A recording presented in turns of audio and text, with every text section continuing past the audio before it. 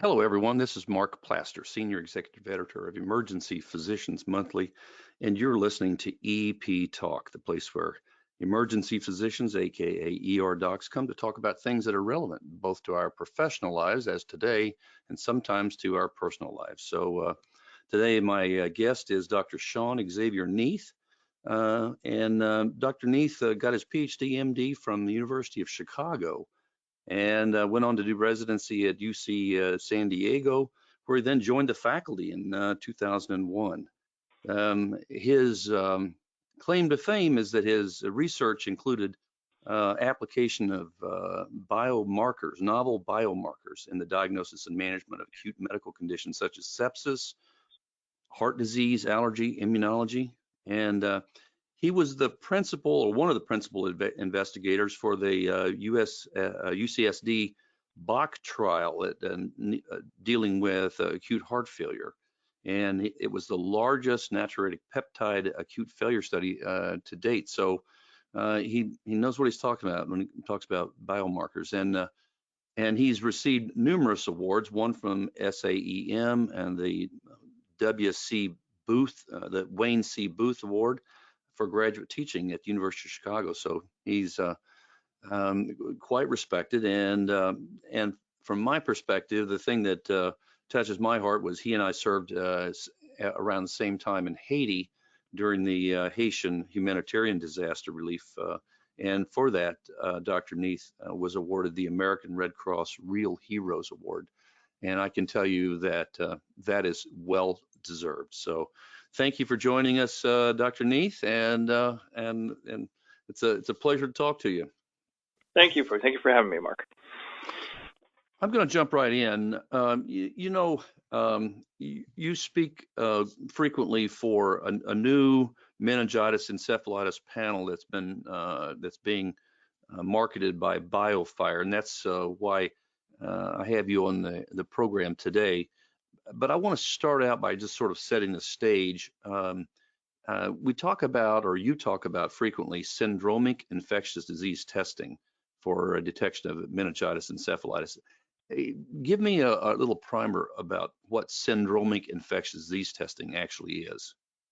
Sure. So syndromic testing really refers to the approach where you're going to take all the major pathogens that are in your differential diagnosis for a particular disease state, and you're going to simultaneously test those from the same sample. So it's like an elegant approach that minimizes sample volume, and it's made possible by multiplexing. And I don't pretend to either understand or fully be able to communicate all the nuances of that, but essentially PCR targets of more than one pathogen can be analyzed at the same time in the same in vitro situation. So the multiplexing technology is actually what allows for a really small, precious sample of in this case, particularly CSF fluid or respiratory mucosal tissue to be analyzed for a dozen or more pathogens.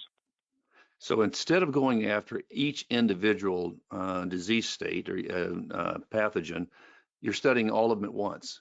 That is correct, based on in terms of what the syndrome the patient is presenting with. So a meningitis encephalitis type picture, a respiratory infection, or a gastrointestinal infection. This may seem rather obvious, but why would an ER doc use a symptom-driven test like that as opposed to the alternative methods? Well, just to be clear, Mark, the meningitis encephalitis panel is actually used alongside traditional CSF analyses that we're all familiar with, the cell count, protein. But what it does is it optimizes and it speeds up the time to diagnosis. So historically, we've waited forever for our blood, urine, CSF culture results. Yeah. And while there's been some improvements in other elements of laboratory technology, such as MultiTOF,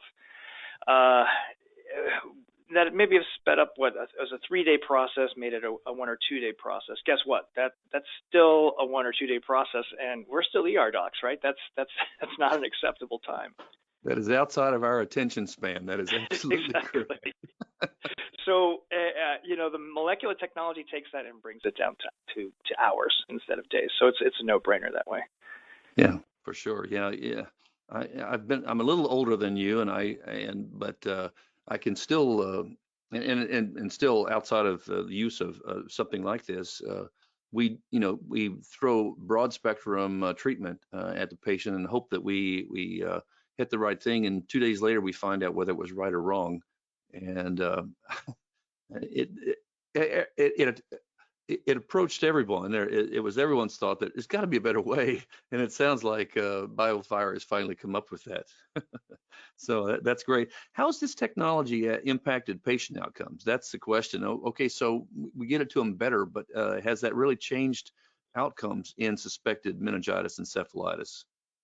Yes, yes. So there have been multiple outcome studies in several countries which have shown decreased antibiotic utilization and decreased length of stay associated with these types of panels. There's a year-long study in a French hospital that reported a reduction in time to the microbiologic diagnosis of days, like down several days, and then earlier discontinuation of antibiotics in about a third of the patients, and an earlier hospital discharge in about a fifth of them. So throughput, the risks of unnecessary antibiotic utilization, et cetera.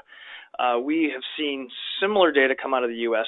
From in a pharmacology journal that shows potential cost effectiveness versus standard of care. Even when you account for the cost of a premium test, that the decreased antibiotic utilization, decreased length of stay, all add up to improved performance for that. I think as emergency physicians, we oftentimes forget how much hospitals cost per day. Until I was recently a patient of my own. The hospital actually called me to find out, wanted me to pay a bill, and I told the billing agent, I said, you might want to look on there and see who the treating physician is for this patient. And he looked at it and died laughing. And it was the funny part was the fact that I was really out of touch with how much hospitals cost. I haven't been in the hospital as a patient, and so I don't really see that too much. And I think a lot of my colleagues are the same way. So this idea of reducing time in the hospital spread out over millions or, at least hundreds of thousands of admissions can be huge, absolutely huge. And so I can see that not only is it better treatment, but it could also save the system in an immense amount of money. What are the pros and cons? Are there cons related to doing this as opposed to the old traditional system?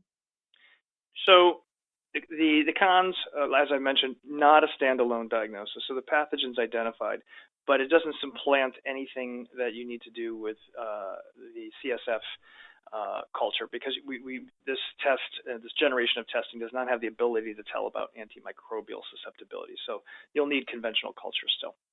The pros is that you still have faster species identification, and in general, which pathogen responds to what, and which ones are purely viral, obviously, which is a huge advantage as well.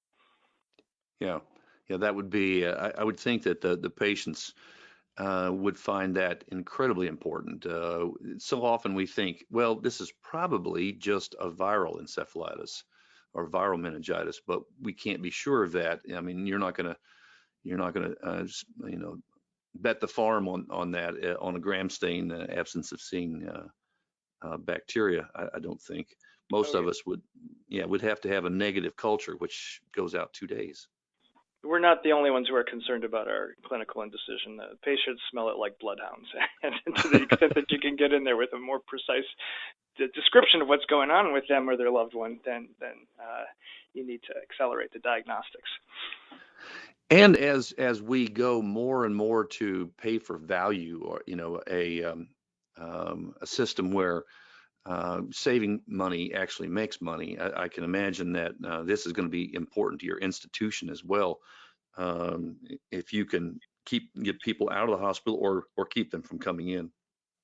Right, and I'm sure your hospital has the same challenges that we do with antibiotic stewardship, and so the correct implementation of a test like this and the data it produces should lend to decreased length of stay, which you're referring to, as well as antibiotic stewardship, which is a huge issue for us and, of course, our children's and grandchildren's generations.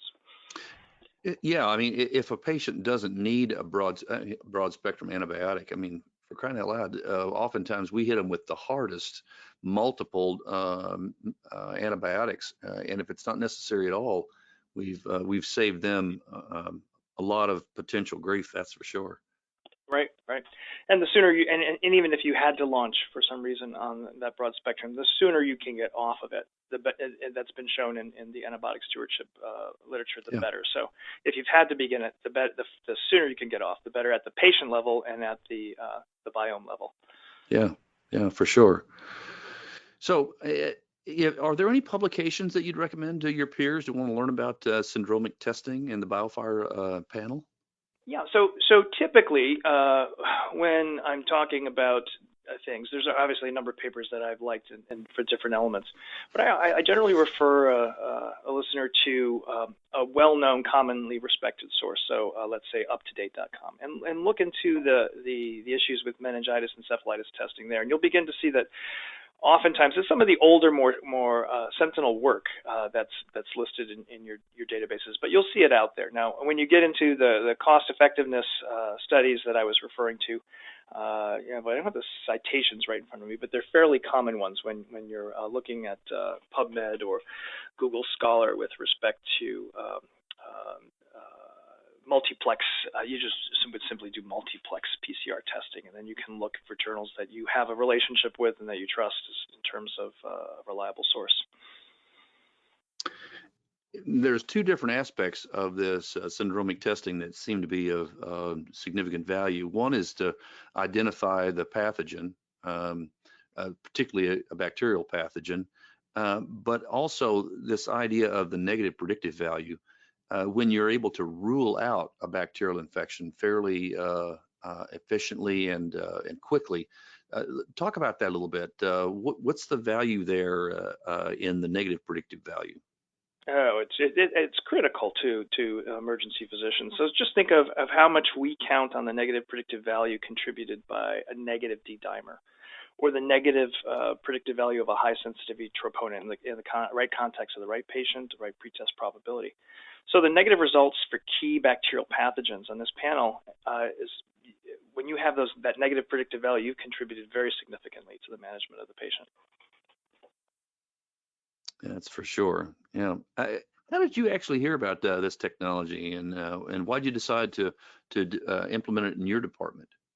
Yeah. So the BioFire technology has been at my institution for a number of years. We first began using the BioFire respiratory panel. Our laboratory system, including our microlabs, is very forward-thinking but cautious. We're a major, academic medical center, so they always do validation of the studies, bring them on with a lot of education. And the BioFire respiratory panel, I remember for years we were kind of limited it to certain high-risk cancer populations, but then found its broad applicability across our tertiary care patient population. So that's what we call the RPNA, respiratory pathogen nucleic acid test. That's the first test, substantially changed our management of respiratory infections. After that, we adopted a GI pathogen panel, which has really revolutionized how we diagnose and treat acute diarrheal illnesses. It's been very educational for me.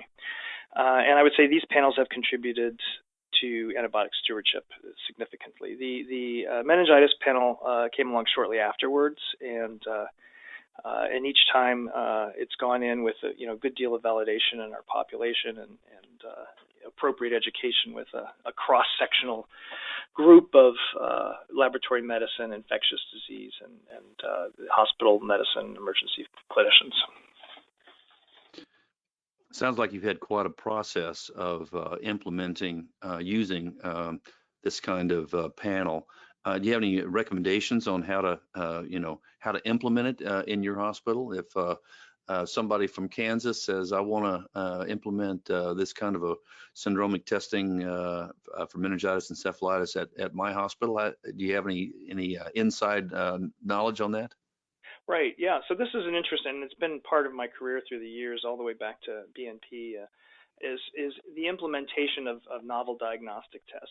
Everybody would like to go out and use it, but there's always a caution, particularly in the U.S., about bringing it on the costs. And it usually takes a clinical champion, a interested ear in laboratory medicine, and depending on your hospital system, some some interest in at the level of the C-suite, like, hey, this test is going to help us decrease length of stay, or this test is going to help decrease our antibiotic budget. And that's what these tests do, and the argument can be made fairly easily. But I think the element is to actually get an implementation team of the interested clinicians. In this case, it would potentially be emergency medicine, hospital medicine, and or neurology, the laboratory, and the C-suite, and usually in cases like this, pharmacy is becoming increasingly important in helping analyze these and adopt these tests.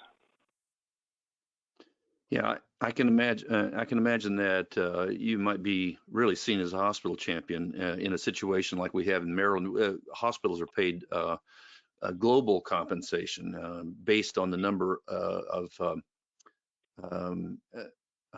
patients that are in the hospital at any given time, and if you actually can bring down the cost, then you are you're the champion of the hospital. Not only the champion of the patient, but you're certainly the champion of the hospital. What circumstances would you not recommend this? Are there situations that you think would be inappropriate? Yeah, so there's people who's, I'm going to order this on everybody that I tap, like everybody I do a lumbar puncture on, and that's not necessarily the right approach. So it's patients with a pretest probability of meningitis or encephalitis. So I would not order the test if I didn't have a substantial pretest probability of meningitis. And you might ask, like, well, why the heck are you doing a lumbar puncture? And I'm thinking about the bleeds. I mean, if this is clearly right, you're doing this for bleeds, then you know what you need to order. And if you have no suspicion of infection, then don't do this test, because every time you have a low pretest probability, you order a test, there's an issue with interpretation. Yeah. Yeah, you could go off on a wild goose chase on something that you know from the beginning that it's not there. So, yeah.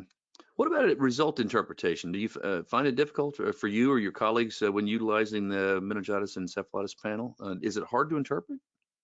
So Mark, the results are really presented in a straightforward, ER doc friendly context. The pathogen is there.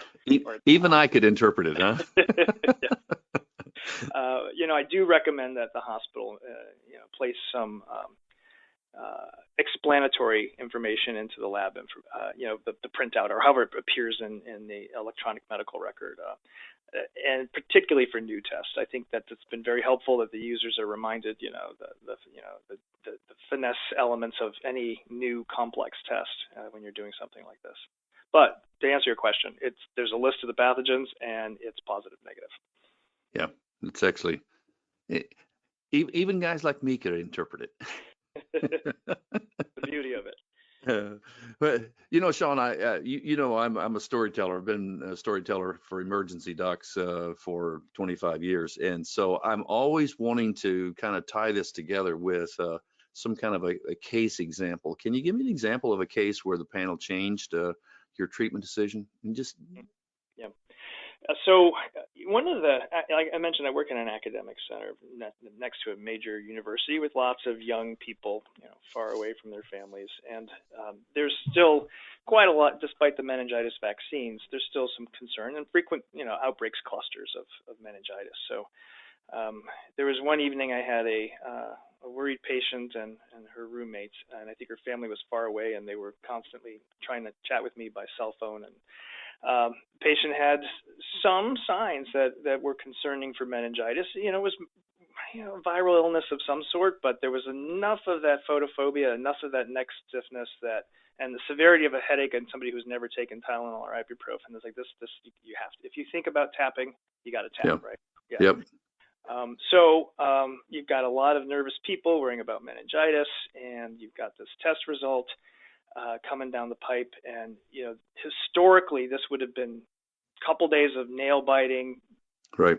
Inpatient admission, college student crying over the phone to parents, frightened roommates, resident assistant of the dorm. Because I've done this now for 20 years, and you just the picture when this kind of thing happens. It's a rare event, but it's super concerning to everybody. And sure. Then an hour later, you get an enterovirus positive, and yeah, you still got meningitis, and it's a viral meningitis that you will probably just need pain management for. Right. And you'll sail through at some point. And just the global sigh of relief that this is not. Especially when you talk to the mom in Buffalo, New York, that no, you don't have to buy an emergency ticket to fly out here and hopefully get here in time. You can actually talk them off the ledge. Yep. Yeah, And you know exactly how amazing that feeling is, right? oh my gosh, oh my gosh, and if you and your situation there being in a college dormitory nowadays with our thoughts of pandemic and Right.